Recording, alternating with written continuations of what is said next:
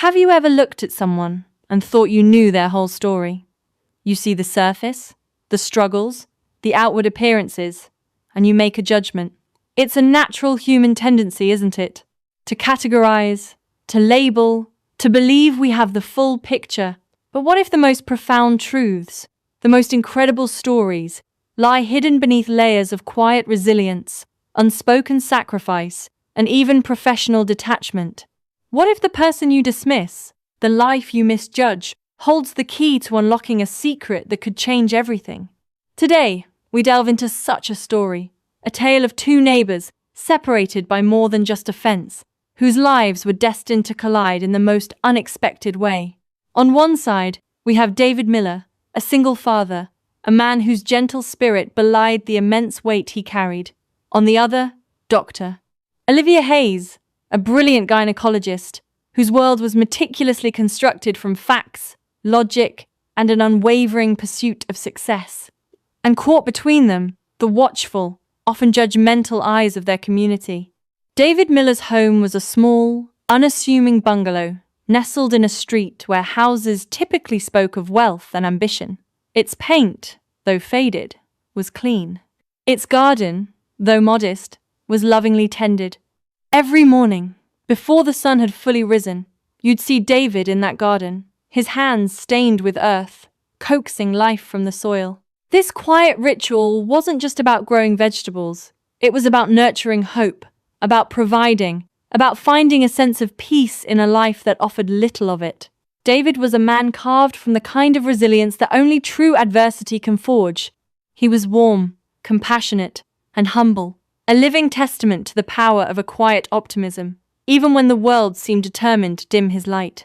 His daughter, Lily, was his universe. Every decision, every sacrifice, every late night and early morning was made for her, with an unwavering dedication that shone brighter than any material possession. He was a man who preferred to fix things himself, to make do, to never impose. His voice was soft-spoken, sincere, and often carried a gentle, reassuring tone, especially when he spoke to Lily. "We'll figure it out, just like we always do," he'd often tell her, and himself, a quiet mantra that fueled their journey through life's many unpredictable turns. His strengths were his compassion, his unwavering resilience, his patient understanding, and a remarkable resourcefulness that allowed him to stretch every dollar and mend every broken toy. Yet, these very strengths were intertwined with his weaknesses, a tendency to sacrifice his own needs, a reluctance to ask for help, and a trusting nature that sometimes left him vulnerable.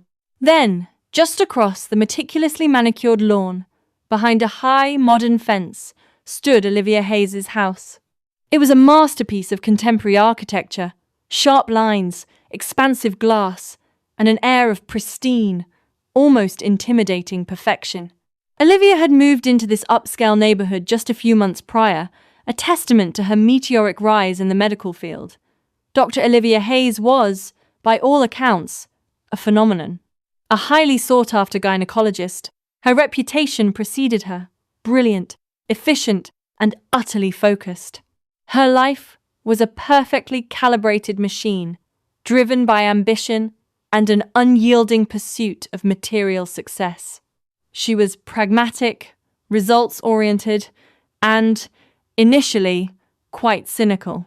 Olivia spoke with a direct, articulate confidence, her words precise and to the point. Her signature phrase, delivered with a crisp, no-nonsense tone, was always, "What's the bottom line?" She valued efficiency, facts, and logical outcomes above all else, often struggling with the messiness of human emotion. Underneath her polished exterior, however, was a growing unacknowledged longing for something more, a deeper meaning that her achievements hadn't quite fulfilled. Her intelligence was formidable, her determination unshakable, and her composure under pressure legendary. Yet, she was also guarded, dismissive of what she perceived as sentimentality, and her acute analytical mind often kept her emotionally distant. The contrast between David and Olivia was stark, almost comical if it weren't so poignant. He, the humble craftsman, living hand to mouth but rich in spirit. She, the high-flying doctor, surrounded by luxury but perhaps inwardly impoverished in ways she couldn't yet comprehend. Their proximity was an accident of real estate, but their story was destined to be a profound collision of worlds, a challenge to preconceived notions, and an unlikely path to a startling truth. And watching it all unfold, from behind her own lace curtains, was Brenda Matthews, a self-appointed neighborhood watchdog, whose judgments were as swift as they were, often inaccurate. Brenda, like many in the community, thrived on observation and speculation, quick to form opinions, and even quicker to share them. She was the collective voice of the onlookers, ready to be swayed, to condemn, or, eventually, to be moved. The stage was set, the characters introduced, and the quiet suburban street was about to witness a drama that would redefine what it meant to truly see another person. The morning mist still clung to the oak trees when the first tangible friction between David and Olivia occurred. It was a Monday, a day Olivia typically approached with surgical precision, her schedule already mapped out to the minute. David, on the other hand, was wrestling with his old pickup truck, a vehicle as dependable as a fair-weather friend. Lily, a bright-eyed girl of 6, waited patiently by the front door, her worn backpack clutched tight. Her school was a few miles away, and the pickup was their only means of transport. That morning, the truck decided to stage a protest. It coughed, sputtered, and finally fell silent, refusing to turn over. David, ever calm, popped the hood and began to tinker, his brow furrowed, but his hands steady. Lily looked worried. "Will we be late, Daddy?" she asked, her voice small. "Not a chance, sweetheart," David replied, wiping grease from his hands with a rag. "We'll figure it out, just like we always do." He tried the ignition again. Nothing. Olivia, impeccably dressed in a tailored suit, emerged from her imposing house, a briefcase in hand. She paused, observing David's struggle. Her high-end electric car, sleek and silent, was already waiting at the curb, its charge complete. She watched David, not with sympathy, but with an almost clinical assessment. "Having trouble, Mr. Miller?" she asked, her voice cool and devoid of warmth. David looked up, a faint smile on his face. "Just a minor disagreement with an old friend, Dr. Hayes. He's a bit stubborn this morning." Olivia checked her watch. "The school bus stop is 3 blocks down. Perhaps it would be more efficient for your daughter to take it?"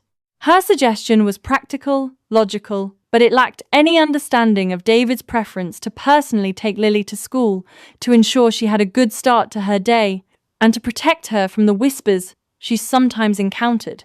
"Thank you, Dr. Hayes, but Lily and I have our own routine," David responded gently, turning back to the engine. He knew Olivia meant well, in her own way, but he also knew her world was far removed from his. He wouldn't ask her for a ride, not just out of pride, but because he believed in solving his own problems. Olivia merely nodded, a dismissive gesture. She saw a man struggling, yet refusing the most obvious, efficient solution. To her, it spoke of stubbornness, perhaps even a lack of foresight. She got into her silent car, the hum of its electric engine a stark contrast to David's sputtering pickup. As she drove past, she caught a glimpse of Brenda Matthews peeking through her curtains, her eyes wide with curiosity, ready to absorb every detail. Later that day, the whispers started. Brenda, ever the information broker, had already begun to weave a narrative. "Did you see Mr. Miller this morning?" she'd murmured to Mrs. Henderson during their neighborhood walk. "That old truck of his broke down again. Poor man. You'd think he'd consider a new car, for the girl's sake." The implication was clear. David was perhaps irresponsible, living on the edge, not quite fitting into their well-ordered community. Olivia, though she didn't engage in gossip, couldn't help but notice the subtle judgment in the neighbors' eyes when they spoke of David. She heard snippets. "Always working odd jobs. Never seems to catch a break. Such a burden for that little girl." Part of her analytical mind agreed. From an efficiency standpoint, David's life seemed a series of unnecessary complications. His small, almost fragile existence next to her fortress of glass and steel was a constant, stark reminder of the economic disparities she had left far behind. She told herself it was none of her concern, that she had her own bottom line to worry about. Yet, a tiny, almost imperceptible flicker of something akin to intrigue sparked within her. She was a problem solver, and David Miller, in his quiet, unassuming way, was a puzzle she hadn't yet bothered to solve. David, meanwhile, managed to fix his truck. It took him hours, a trip to a junkyard for a used part, and a lot of elbow grease. He missed a few hours of his part-time work at a local nursery, pruning hedges and tending to plants, but he got Lily to school only slightly late and picked her up exactly on time. "We made it, Daddy," Lily had exclaimed, beaming, holding a drawing of a bright yellow sun. David's heart swelled. He knew he might not have much, but he had her, and he had his quiet determination. "We'll figure it out, just like we always do," he reiterated, a warm smile on his face, oblivious to the judgments already forming in the minds of his neighbors, and subtly in the mind of the accomplished woman next door. The initial seeds of conflict, of misunderstanding, and of an unlikely connection had been sown. The broken-down truck was just the first note in a symphony of David's quiet struggles, a melody Olivia couldn't help but hear, despite her attempts to tune it out. Over the next few months, their paths, however reluctantly, continued to intertwine. Olivia would leave for work, often seeing David already working in his garden, or loading his tools into the old pickup for a landscaping job. She'd observe him patiently helping Lily with her homework on their porch in the evenings, their laughter, soft and genuine, drifting across the yard. David's life was a testament to his resourcefulness. When Lily's bike tire went flat, he didn't buy a new one, he patched it meticulously. When the roof leaked during a heavy rain, he was up on a ladder, tarp in hand, long after his neighbors had retreated indoors. He repaired old furniture, fixed appliances for elderly neighbors, and always found a way to make ends meet, though it often meant taking on an extra late-night shift at the local diner, washing dishes until his hands were raw. Olivia, initially, saw this as confirmation of her initial assessment: inefficiency, a lack of planning. Why wasn't he investing in a more reliable vehicle? Why wasn't he outsourcing repairs? From her perspective, time was money, and David seemed to squander both in his DIY approach to everything. Yet, as she watched, a different narrative began to unfold, one that her logical mind struggled to reconcile. There was a dignity in David's tireless efforts, a quiet strength that was almost magnetic. His unwavering dedication to Lily was undeniable. He never complained, never showed an ounce of self-pity. One crisp autumn afternoon, Olivia returned home to find David helping old Mr. Henderson, who lived 2 houses down, clear out his overgrown hedge. Mr. Henderson, frail and widowed, usually paid for such services. "Mr. Miller, you're doing Mr. Henderson's yard?" Olivia inquired, a hint of surprise in her voice. David paused, wiping sweat from his brow.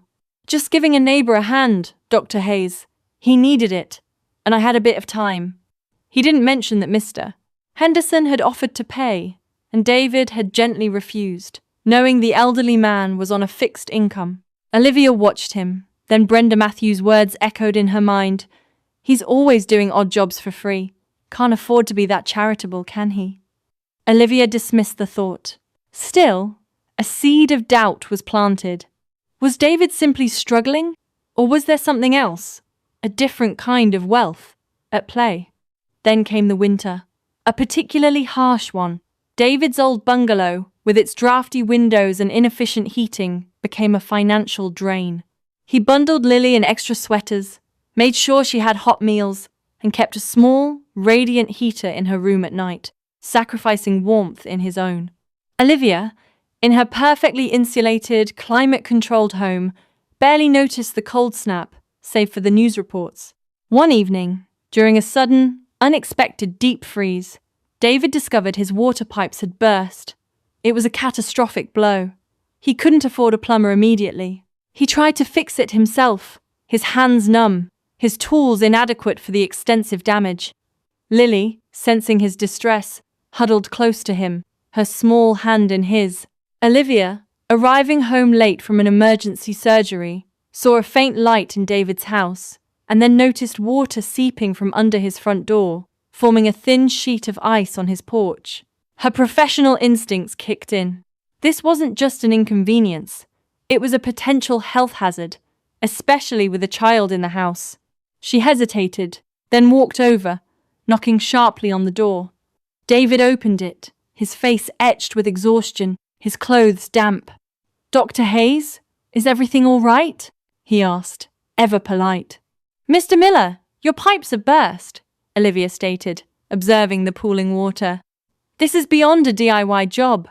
You need a professional, immediately." David sighed, running a hand through his hair. "I know. I'm trying to arrange something, but it's a bit complicated at the moment." He was too proud to admit he couldn't afford it. Not in front of her. Olivia's pragmatic mind raced. "The temperature is dropping. If you don't address this, you'll have serious structural damage, and a child cannot live in these conditions. What's the bottom line? How much will it cost to get it fixed?" David shrugged. "More than I have right now." Olivia paused, a rare moment of uncertainty clouding her sharp features. This wasn't about efficiency or logic. It was about human need. She had always prided herself on being detached, on making decisions based on facts. But looking at David, seeing the genuine worry in his eyes for Lily, not for himself, something shifted within her. "I know a reliable plumbing service," she said, pulling out her phone. "They're expensive, but they're quick. I'll make the call. Consider it an advance. For future yard work or something." She tried to make it sound transactional, but the words felt clumsy, even to her. David looked genuinely surprised. "Dr. Hayes, I couldn't possibly." "It's settled," she interrupted, her tone firm but softer than usual. "Get Lily somewhere warm. My house. The guest room is free." David was stunned. He knew Olivia was observing him, but he never expected this. He hesitated, then saw the genuine, albeit guarded, concern in her eyes.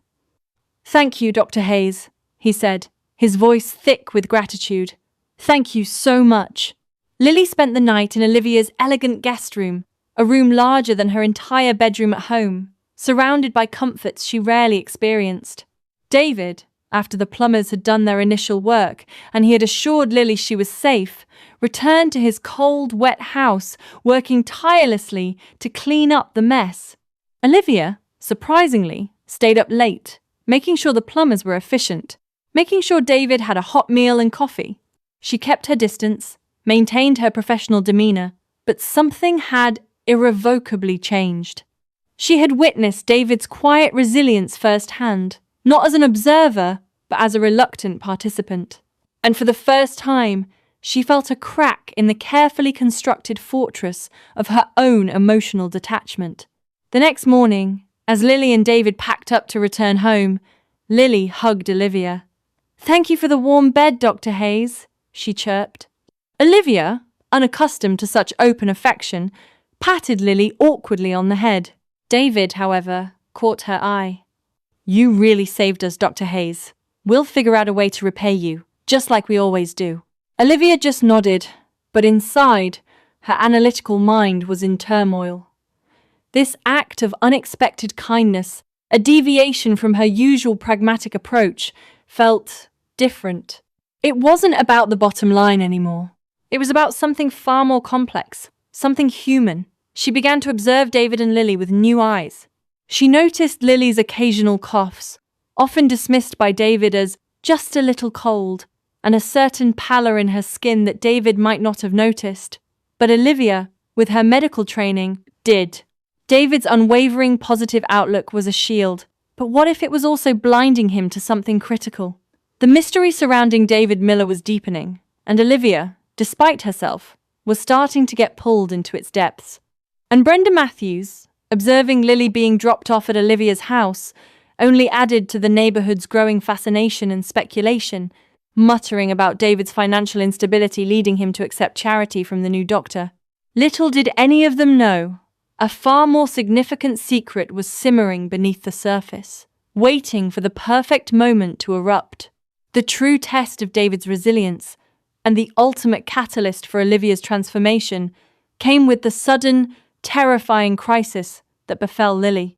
One late afternoon, as David was teaching Lily how to plant basil seeds in their small garden, she suddenly collapsed.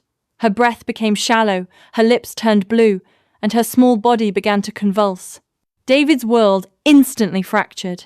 "Lily, Lily, sweetheart!" he cried, scooping her up, his heart pounding a frantic rhythm against his ribs. He had seen her occasionally dizzy or breathless, attributing it to growing pains or a simple cold, but this was different. This was horrifying. Panic, a feeling he rarely allowed himself to indulge in, gripped him. He ran towards his house, screaming for help, his voice raw with terror. Olivia, just pulling into her driveway, heard the desperate cries. Her medical instincts immediately took over. She sprinted across the lawn, shedding her professional composure like a discarded coat. "David, what's wrong?" she demanded, reaching him as he stumbled, almost falling. "It's Lily! She's not breathing right!" David stammered, his face ashen. Olivia, without hesitation, gently took Lily from his arms. She quickly checked her pulse, her airway. Her eyes, usually so analytical and detached, were now filled with an urgent, focused intensity. "She's having a severe respiratory attack, possibly compounded by a cardiac event. We need to get her to the hospital. Now." David's old truck was still in the driveway, but Olivia didn't even consider it. She rushed to her electric car, opening the back door. "Get in! Call 911 on my phone. Tell them we're en route to St. T. Jude's and her symptoms." She was already pulling away, her typically precise driving now an urgent blur. During the terrifying drive, David was beside himself with worry, whispering encouragements to his unconscious daughter. Olivia, calm under pressure, relayed Lily's vitals to the 911 operator, her voice steady. As she spoke, a chilling thought, a half-forgotten memory, began to surface from the deepest recesses of her mind. Lily's symptoms, the occasional pallor, the recurring coughs, they were all too familiar. At the hospital, it was a whirlwind of doctors, nurses, and urgent procedures. Lily was stabilized, but her condition remained critical. The doctors suspected a rare congenital heart defect combined with a severe asthmatic condition. They asked David about Lily's medical history, her birth, any complications. David recounted everything he knew. Sarah, Lily's mother, had died shortly after childbirth due to unforeseen complications. Lily had been a healthy baby, but he remembered Sarah having some unusual lab results during her pregnancy, which doctors had dismissed as stress-related. As David spoke, Olivia stood nearby, listening, a cold dread washing over her. The puzzle pieces were falling into place, with terrifying clarity. Sarah. The name struck her like a bolt of lightning. She knew a Sarah Miller, a patient from early in her career, years ago, when Olivia had been a resident at a different hospital, a smaller clinic that had since closed. Sarah had presented with unusual cardiac markers during her first trimester. Olivia, then a junior doctor, had flagged it. But the senior attending physician, notorious for his quick dismissals, had overruled her, attributing it to pregnancy-induced anxiety and borderline anemia. Olivia had pushed, but ultimately, her concerns were brushed aside. She had even written a detailed note in Sarah's file, recommending further cardiac screening, but she never saw Sarah again after that initial consult. The clinic's record-keeping had been notoriously messy, and she had assumed Sarah had simply gone to another hospital and her records would have transferred. Now, looking at David's distraught face, looking at Lily's fragile body connected to tubes and wires, Olivia felt a wave of nausea. The shocking secret, the truth she had unknowingly carried for years, slammed into her. Later that night, with Lily resting and David sitting by her bedside, Olivia pulled him aside into a quiet waiting room. Her face was pale, her hands trembling slightly, a rare display of vulnerability for her. "David," she began, her voice hoarse, "I need to tell you something. Something I should have told you years ago. Something I didn't even realize myself until tonight." David looked at her, exhausted but attentive. "What is it, Dr. Hayes?" "Sarah." "Lily's mother," Olivia said, her eyes fixed on him. "I knew her. I was her doctor, briefly, in the very early stages of her pregnancy with Lily. At a different clinic, years ago. David's eyes widened in disbelief. You knew Sarah? Yes, Olivia continued, her voice gaining strength, driven by a profound sense of responsibility. And I remember her case distinctly, because I had concerns. She had unusual cardiac markers, even then. I recommended further screening, but my superior dismissed it. He said it was nothing. I documented it, but Sarah, she transferred out of that clinic shortly after. I never knew what happened to her, or if that crucial information was ever passed on. Olivia paused, taking a deep, shaky breath. David, what Lily is suffering from now, it's almost certainly related. The congenital heart defect, the respiratory issues, these markers were present in Sarah's file. It was missed. I was too junior to fight it then, but I saw it. The secret is that Lily's condition, which you've been battling unknowingly, might have been preventable, or at least better managed from the very beginning, had that crucial information not been ignored. The words hung in the air, heavy with unspoken implications. David stared at her, his mind reeling. The quiet struggles, the constant worry, Lily's subtle ailments he couldn't quite name, it all suddenly made horrifying sense. His wife's unexpected death, his daughter's mysterious illness, a secret buried in old medical files, dismissed by an arrogant doctor, now brought to light by the ambitious woman next door. You mean Lily's mother, Sarah? She had this condition too? David's voice was barely a whisper. It's highly probable, Olivia confirmed, a tear finally escaping her eye. And if we had known, if the information I documented had been taken seriously, Lily's life could have been vastly different. And perhaps Sarah's too. The weight of the revelation was crushing. For David, it was a mixture of shock, grief, and a bewildering sense of vindication. All those times he'd felt helpless, felt like he was missing something. He had been right. For Olivia, it was the bottom line she had always sought, but one that came with immense personal cost. It wasn't about profit or efficiency. It was about life, death, and a truth that had been suppressed. As David grappled with the enormity of the secret, Brenda Matthews, having seen the ambulance and rushed to the hospital out of morbid curiosity, peered into the waiting room. She heard snippets of Olivia's confession, saw David's anguish, and Olivia's raw vulnerability. Her jaw dropped.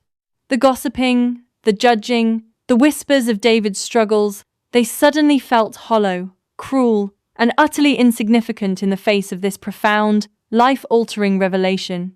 The truth had finally emerged, shattering illusions, and forever changing the lives of everyone it touched. The revelation of Olivia's secret was like a seismic shift, altering the landscape of David's life and Olivia's soul. In the immediate aftermath, there was anger, raw and justifiable, that David felt not towards Olivia, but towards the system that had failed his family. But beneath that anger was a profound sense of clarity. He finally had answers, a direction, and a chance to truly fight for Lily.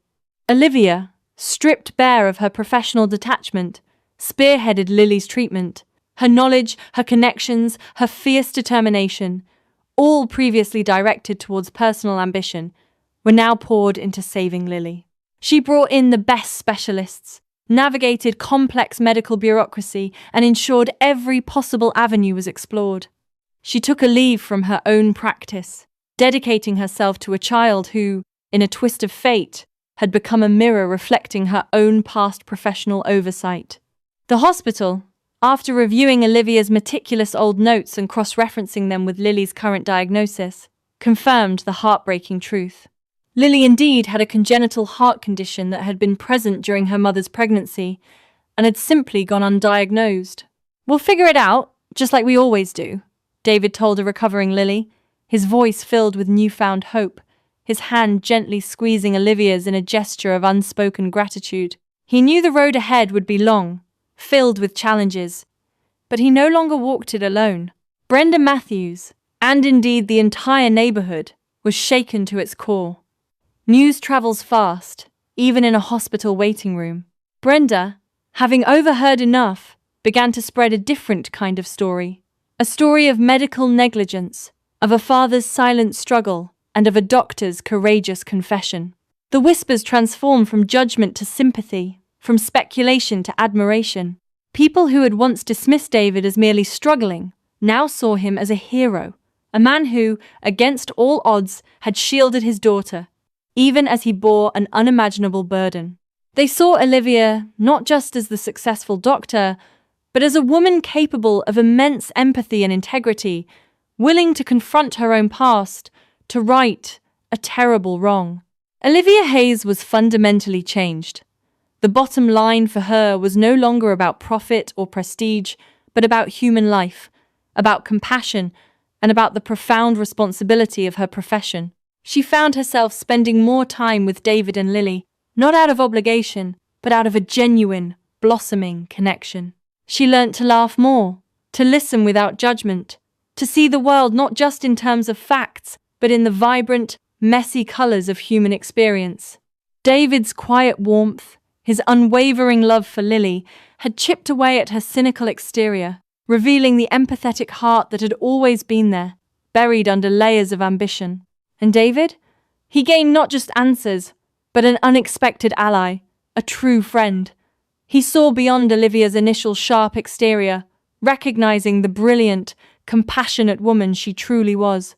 Their relationship, once marked by unspoken class divides and professional distance, blossomed into a bond of profound respect and understanding.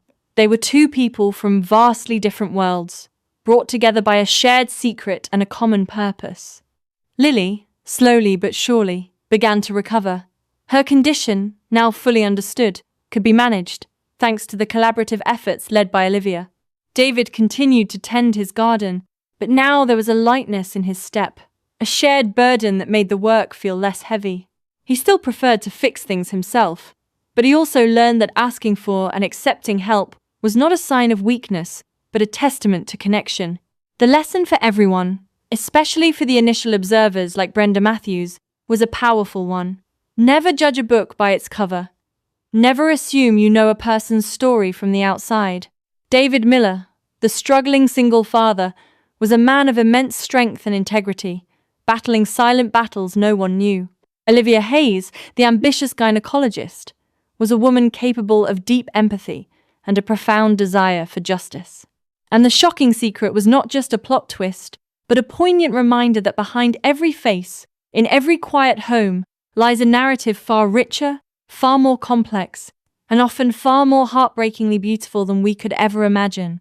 Sometimes it takes a crisis, a confession, and a courageous doctor to truly open our eyes and see the humanity that binds us all.